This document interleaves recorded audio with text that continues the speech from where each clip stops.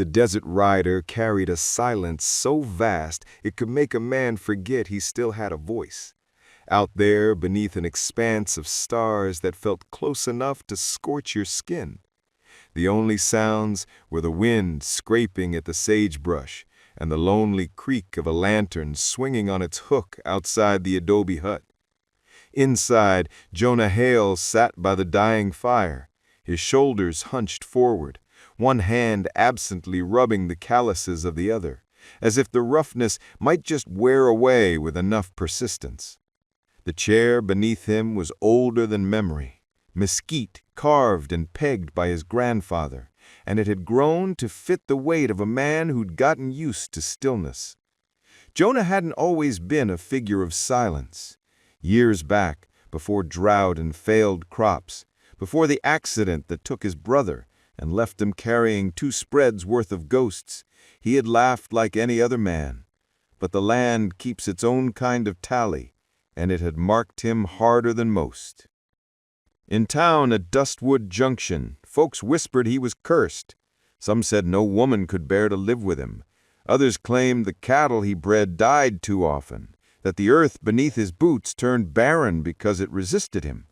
No one said it to his face, but Jonah heard enough, and he carried their judgment like a thorn lodged under the skin. He told himself he didn't care, yet when the night stretched long, he sometimes wondered if the desert had simply outlasted him. It was on such a night, the wind sharp with spring rain, that he saw her. Lila Grace Thornton stood at the fork of the trail. Her coat clung heavy, the hem soaked dark. She had no lantern, only a Bible pressed tight against her chest, as if its weight could somehow steady her. The rain fell in sheets, blurring her figure until she looked more ghost than flesh. Jonah pulled his horse to a stop, lifting the brim of his hat. "You'll drown where you stand," he said, his voice rough from disuse. She blinked, startled, and he saw the lines of grief carved deep across her face. "I'll drown anywhere," she answered. Her voice was thin, but steady. He swung down. Mud splashed up the length of his boots. For a moment, they simply stood there, the storm wrapping around them like a shroud. Then he nodded toward the hut's distant glow. "Best come on in." Lila hesitated. The town's women had spoken of Jonah Hale with warning in their tones, as though a man's solitude were a kind of contagion. Yet what choice remained? Her husband lay in the ground barely 3 months. A range quarrel that left her with nothing but debts and a name half the town wished she'd bury with him.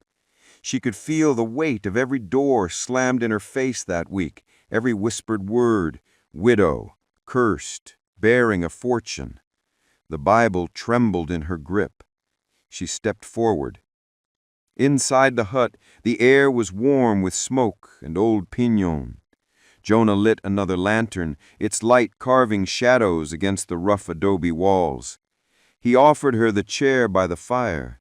She lowered herself carefully, as though if the wood would even accept her. Steam rose from her wet clothes, curling in ghostly tendrils. She said, after a long silence, as if declaring herself to the room might somehow anchor her, "Lila Grace Thornton." Jonah gave a small nod. "Jonah Hale." He poured water into a tin cup and set it in her hands. They sat without speaking, just listening to the storm beat itself against the windows. By morning, the desert glistened with mud, and the sky burned clear. Lila rose early, smoothing her hair back with a gesture more ritual than vanity. She expected him to send her away, but instead, Jonah handed her a pair of worn gloves. "If you set on working," he said, "the fence out back needs mending." She blinked at him, then at the gloves. "You'd have me work?" He shrugged. "I'd have you stay busy. Seems better than staring at walls." And so began the rhythm of days. Lila worked clumsily at first, her hands sore from years of household tasks, not ranch chores, but she learned quickly. She tied wires, carried buckets, chased strays.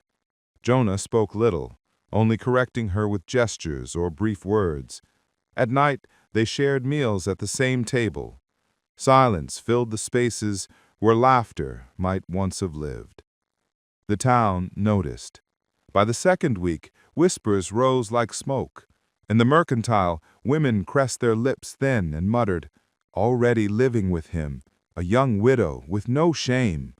In the saloon, men snorted over their cards. "Hale's got himself a woman at last. Took in the cursed widow, a perfect match." The gossip carried itself fast as a brush fire. Lila heard snatches whenever she went to fetch supplies. Once at the well, two matrons let their voices rise so she couldn't help but overhear. "She'll never bear him a child. You mark me. Some women are just barren by nature.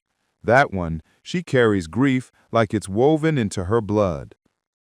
Lila lowered her bucket that day with steady hands, but her chest burned. Back at the spread, she worked until her palms blistered, unwilling to let Jonah see how deeply their words cut. He noticed anyway. He noticed the way she lingered outside after sunset, staring at the horizon with a gaze too heavy for her years. One evening, he found her at the corral, arms folded tight against her chest. "They think I came to trap you," she said, her voice taut. Jonah leaned against the fence rail, his face unreadable in the dim light. "They think many things." Her breath shook. "I didn't ask for this shame, this talk." He looked at her, really looked, and saw not the gossip's shadow, but a woman carved of endurance, too young to wear such sorrow. "Nor did I," he said. The words held no comfort, yet they settled between them like an understanding. Nights grew warmer. One evening when Lila dozed by the hearth, Jonah rose from his chair and laid a shawl gently across her shoulders. Her eyes fluttered open, meeting his. For a moment neither moved, caught in a silence not of emptiness, but of recognition. Then she lowered her gaze, fingers curling into the fabric, and he returned to his chair without another word. It wasn't love, not yet. It was survival, learning the shape of companionship.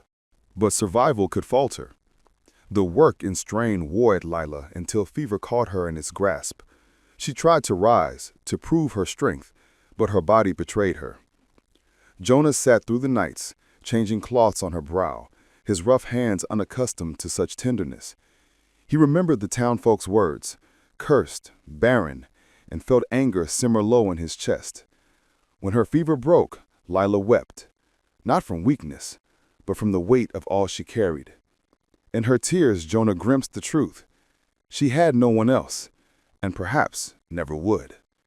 He didn't speak it aloud, but something in him shifted. Then came the day she stumbled in from the barn, pale and trembling, clutching her middle. Jonah moved toward her, alarm tightening his voice. I didn't know," she whispered. "I thought it was sickness or weariness. But it isn't." Her eyes glistened wide with a mix of fear and wonder. "Jonah, I'm with child." The words dropped like stones into a still pond, rippling through the air between them. For a heartbeat, he couldn't move. Then the truth settled, and his mind filled with the memory of every whisper in town, the cursed widow, the barren woman, the shameless girl, all wrong. She carried life. Lila's hand shook against her dress. "It was before he died, my husband. No one believed I could." Her voice broke, and she pressed her lips tight. Jonah stepped forward, his face unreadable, his eyes burning with something she couldn't name. She braced for judgment, for scorn, but he only said, low and steady, "Then the gossips have less ground to stand on." Her breath caught. She searched his face for cruelty and found only a kind of grave certainty. But outside, beyond the hut walls, The desert wind carried voices. The news spread faster than rain across dry ground. By nightfall, the town would know. Lila Thornton, widow, had swelled her belly under Jonah Hale's roof.